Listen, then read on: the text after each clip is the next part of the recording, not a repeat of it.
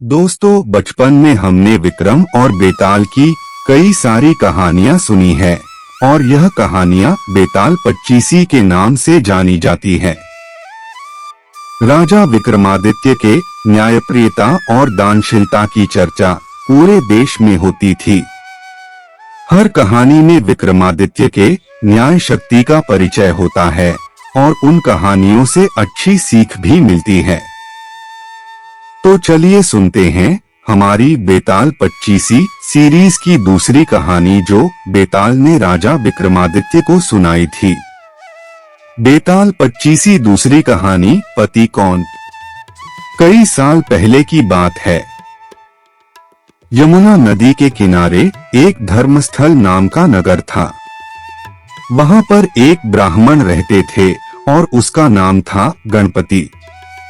उस ब्राह्मण की एक सुंदर और सर्वगुण संपन्न एक पुत्री थी।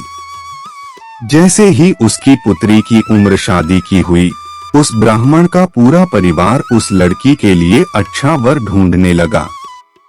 एक दिन वह ब्राह्मण किसी दूसरे के घर में पूजा करने गया और उस ब्राह्मण का बेटा भी पढ़ाई के लिए घर से बाहर चला गया। उस समय उस ब्राह्मण के घर में सिर्फ उसकी पत्नी और उसकी बेटी थी।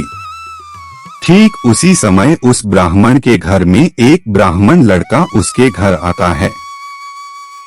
ब्राह्मण की पत्नी ने उस लड़के का काफी अतिथि सत्कार किया, उसे अच्छे से खाना खिलाया और उसकी देखभाल की।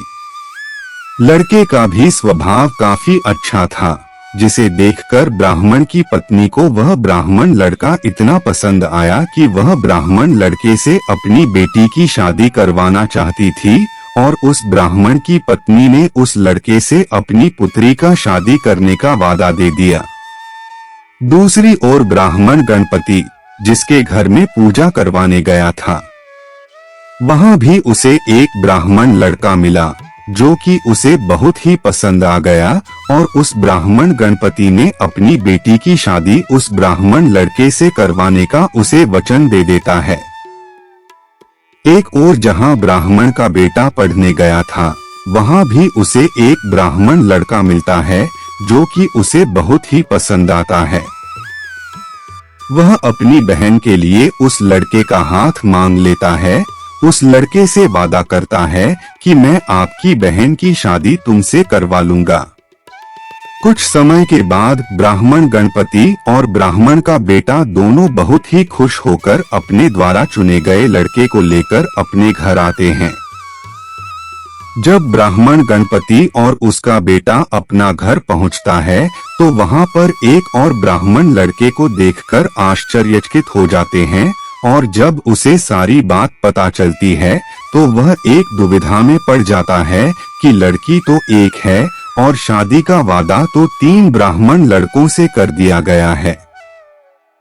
अब चिंता की बात यह है कि अब लड़की की शादी किससे करवाई जाए। सभी लोग इस समस्या के बारे में सोच ही रहे थे कि उसके पड़ोस से कोई व्यक्ति आता है और उसे खबर देता है कि उसकी बेटी को मोहल्ले में किसी सांप ने काट लिया है। अब पूरा परिवार उस ओर दौड़ता है जहां पर लड़की को सांप ने काटा था और वह बेहोश पड़ी हुई थी।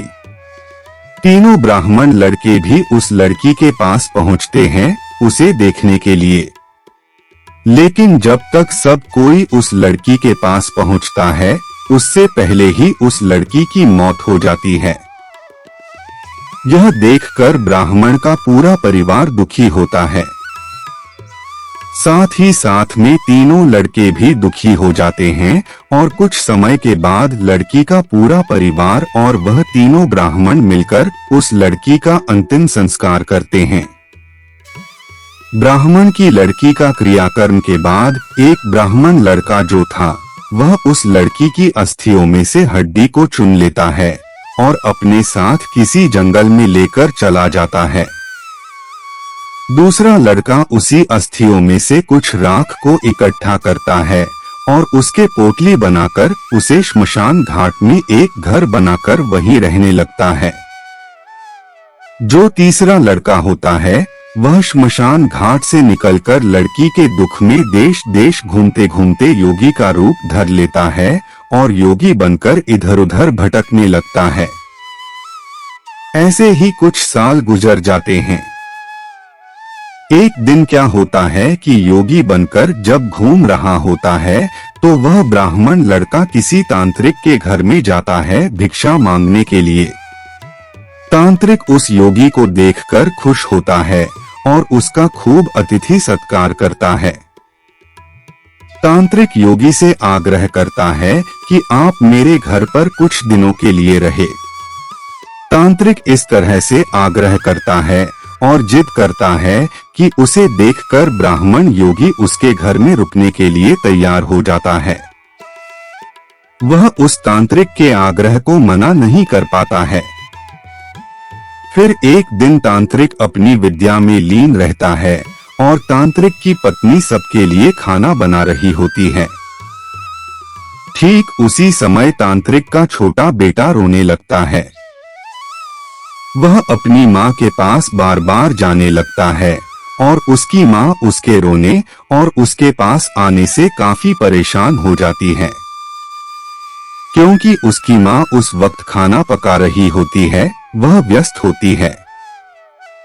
तो तांत्रिक की पत्नी उस छोटे से बच्चे को संभालने की कोशिश करती है, लेकिन वह बच्चा नहीं मानता। छोटा बेटा बार बार अपनी माँ के पास आ रहा होता है। इससे उसकी माँ काफी परेशान हो जाती है, काफी गुस्से में आ जाती है और अपने बच्चे की पिटाई भी कर देती है।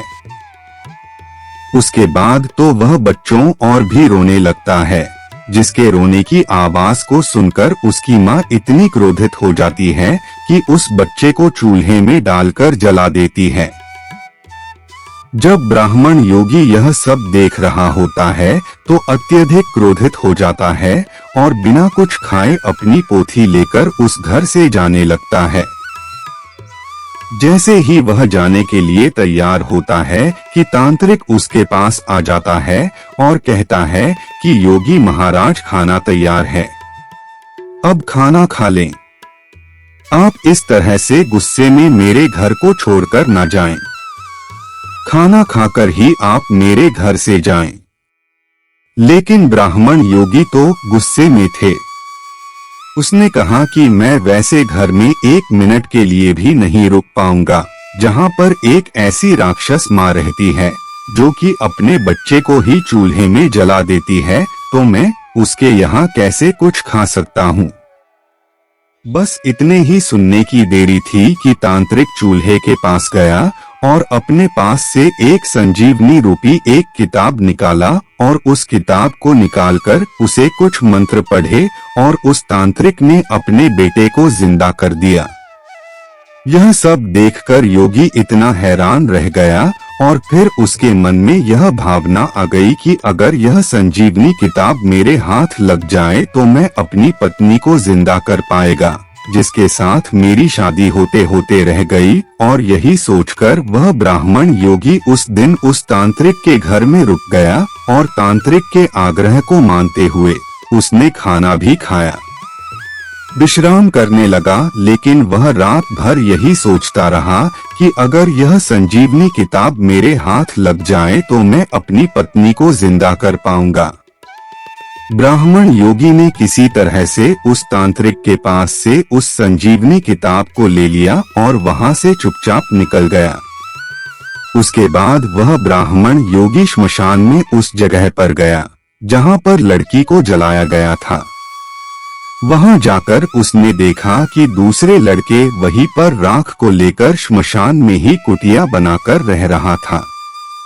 उस लड़के से भी मिला और लड़के से कहा कि मेरे पास यह संजीवनी किताब है जिसको पढ़कर हम अपनी पत्नी को जिंदा कर सकते हैं, लेकिन उसके लिए हमें उस ब्राह्मण लड़के को खोजना पड़ेगा जो कि उसकी हड्डी को लेकर जंगल जंगल घूम रहा है। किसी तरह से वह ब्राह्मण भी मिल गया जो कि जंगल जंगल उस लड़की की हड्डियों को लेकर घूम रहा था।